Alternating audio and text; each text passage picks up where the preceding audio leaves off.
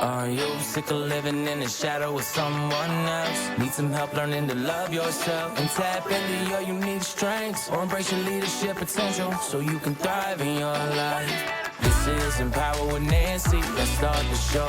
Oh.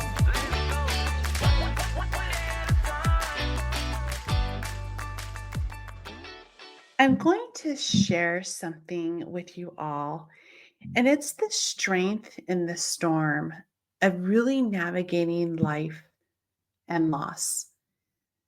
So I might tear up a little bit, but I'm going to go straight into this because I'm going to come out of my comfort zone.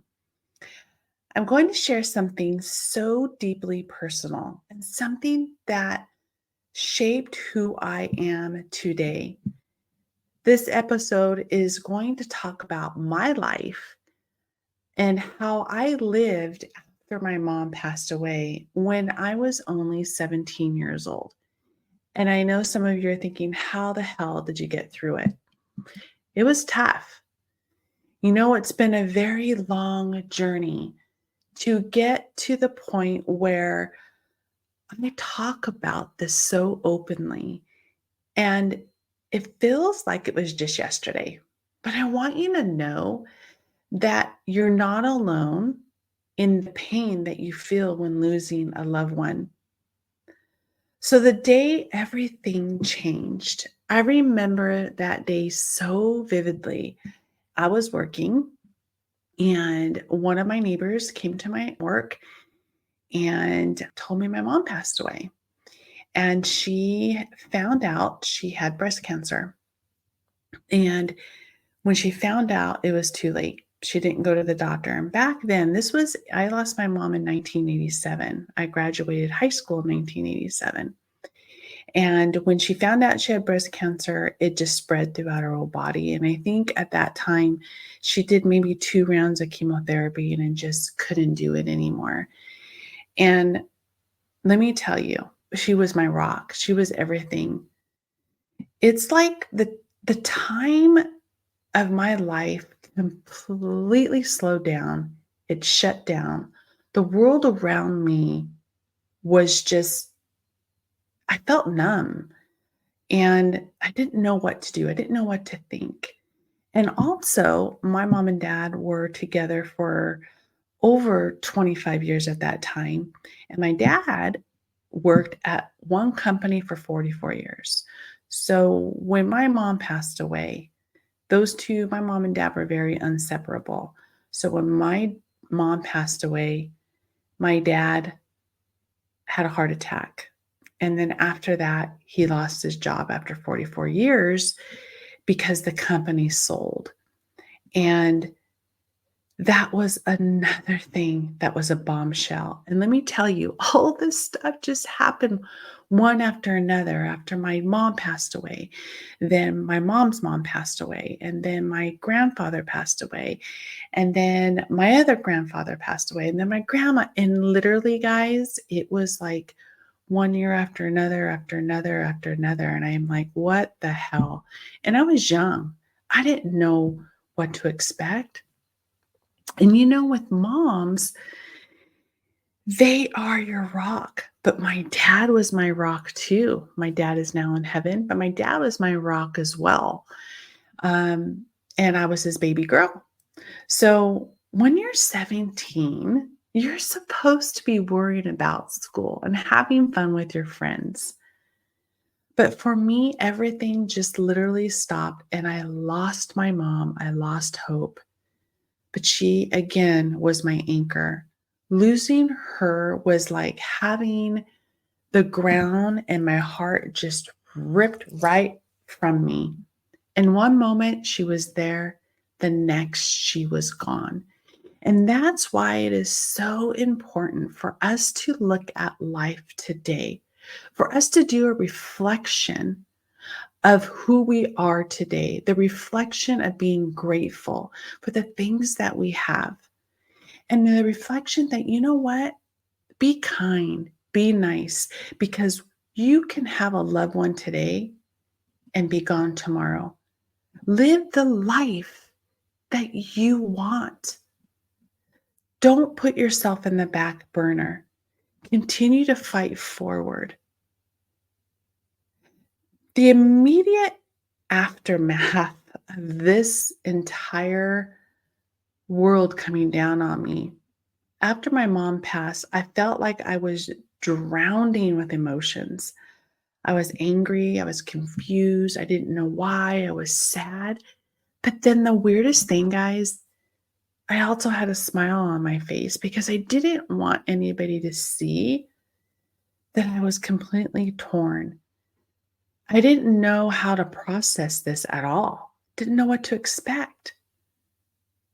I remember when she when she was sick in the hospital before she passed, you know, it's weird because all of a sudden when someone's going to pass, they have this like uplifted bright light where they've like nothing ever happened to them, right? That they're not sick with this disease. And then you're like, oh my gosh, there's hope. But then turn around and there is not hope that she has now gone into heaven, that is, she is in a better place. But the unknown of the anger and the confusion, I just didn't know where to turn. I didn't want to talk about it to anybody. And some people were like, Nancy, you need to cry. Cry, let it all out, let it all out. And to me, I was like, don't tell me what I need to do.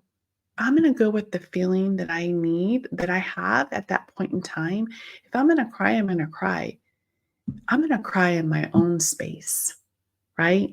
And that was tough. So people saying, I'm so sorry for your loss, or she's in a better place now. But none of it helps. You can't say anything to make it better. So there were times that I stayed awake at night, just staring at the ceiling, wondering if I could ever see her and have her again, what would I say? That I missed her so much. I missed the laughs and the fun and the deep conversation. That time she was part of my life of school. I was so involved in cheerleading and drill team and competitions and just keep going and going and going and going.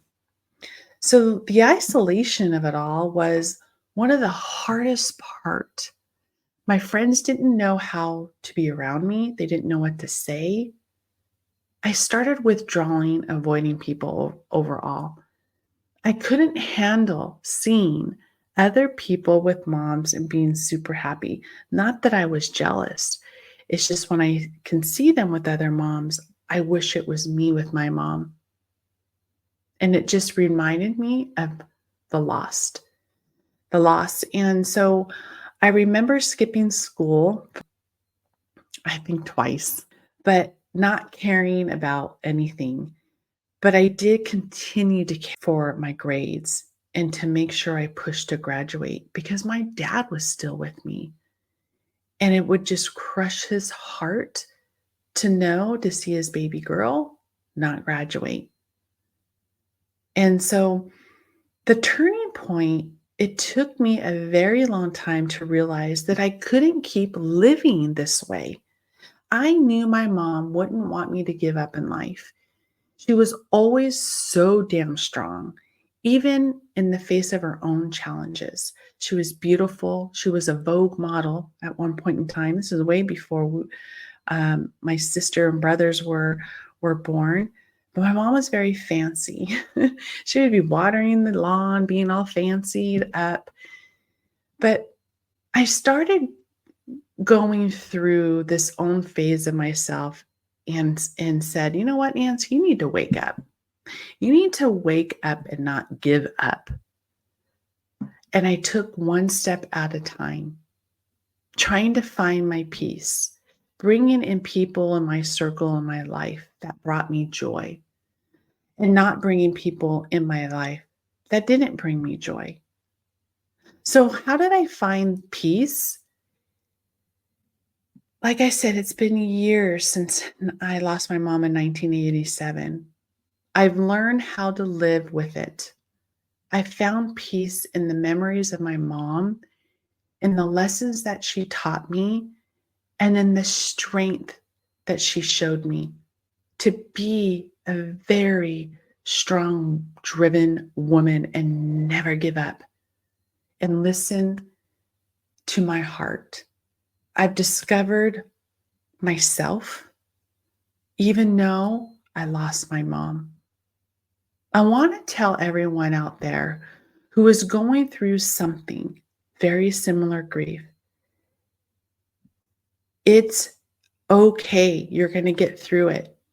It's messy. It's a complicated journey, but you don't have to go through it alone. There are people who care, people who want to help, and it is okay to ask for help. And that is one thing that I didn't do, right? I didn't ask for help. Let me tell you a little bit about some of these milestones in my life and how I climbed the ladder and how I got through being who I am today. As time passed, I began to realize that the pain of losing my mom wasn't something that I could just fade away and get rid of. It kept coming back and kept coming back during life's biggest moments, right? And what are those biggest moments for me? The milestones of my life, my wedding day. I remember looking in the mirror, dressed in my white dress, standing next to my best friend. And all I could think about was how much I wanted her to be there. I imagined her smile, her tears of joy, her whispering the last minute advice to me, but she wasn't there. And when I had my children, when I was pregnant in the delivery room, she wasn't there. The pain and the aches kept coming and coming. She never got to hold my children, to spoil them, to be a grandmother. I wanted her to know her grandchildren. And then there were the holidays, especially Christmas. That was her favorite time of year. She always threw the most beautiful parties, filling our home with love, joy, and family. The first Christmas without my mom was the hardest. I didn't know what to face. The tree, the decorations, the music. She loved Barbara Streisand. And but I said, you know what? I am going to be an extension of my mom. And I'm going to carry that legacy. And I'm not going to give up because I want her to be proud of me because I know she's with me 24/7. She's looking down upon me and she is my guardian angel in heaven with God, but looking down upon me and my children and my grandchildren.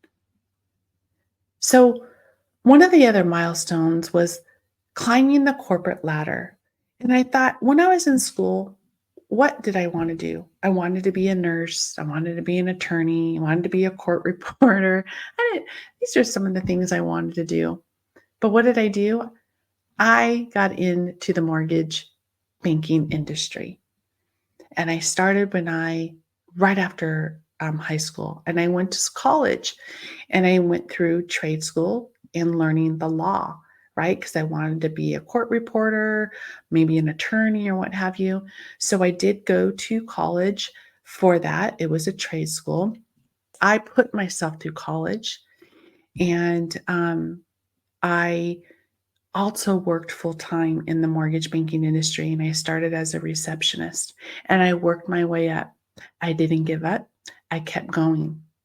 So even with all that pain, I knew I had to keep going. I had to create a life she would be proud of. I threw myself into my work, not just to escape, but to build something meaningful for me Climbing the corporate ladder was a challenge, especially as I carried the weight of grief with me. There were countless late nights, moments when I doubted myself, and times when I felt I just wanted to give up. But I felt pushing forward, being driven with the strength my mom would have she always instilled in me, is to be a powerhouse and to not give up. She was always so resilient, so determined, and knew exactly what she wanted. I built my career from there, a life where I could provide for my family and show them what it means to persevere, even when life tries to freaking knock you down. And now looking back, I'm proud of what I have accomplished. I created a beautiful life for myself, my husband, my children, and now my grandchildren. I am my own entrepreneur. I am a life and business coach, and I am an owner of Empowerment Pathways. The success didn't come without sacrifices, guys. I worked my ass off, but I never lost sight. What truly matters was my family. I balanced the demands of my career. And let me tell you, for some of you that know what it's like to be in the mortgage banking industry, it is very, very demanding. You have to have thick freaking skin. And let me tell you, when I got into it, I didn't have no thick skin. I grew that thick skin. I balanced the demands and I kept going, and I did not give up. For those of you out there that are listening to my story, it wasn't easy to share, but I hope it resonates with some of you. Resonates to not give up, to keep going. And the times when you feel you just want to crawl in a hole or stay in bed and not wanting to give up. But what purpose does that serve to you? What does that do for you? It doesn't do anything for you. You got to dust your booty off and get up and keep going, because we all go through life challenges. And I'm here to tell you that you control the life that you want to lead, and you have the control over the will, that you can have and do anything you want. And it is okay to feel lost, but it's also okay to find joy again and be happy, to build a life that honors the ones we lost. I hope you liked this episode. If you have, please subscribe, click the button. Don't miss my weekly podcast episodes. And I'm so very grateful for all of my listeners out there. Until next time, take care of yourself. Stay strong. With gratitude, Nancy. Thank you for listening to my podcast. If you enjoyed this episode, please subscribe, leave a rating and review, and share it with a friend. To connect with me and get all the behind the scenes content, you can follow me on Instagram at Empower with Nancy, and visit my website, empowerwithnancy.com, to learn more about how coaching with me can significantly enhance your life and business. Thank you for listening, and have a wonderful day. See you next time.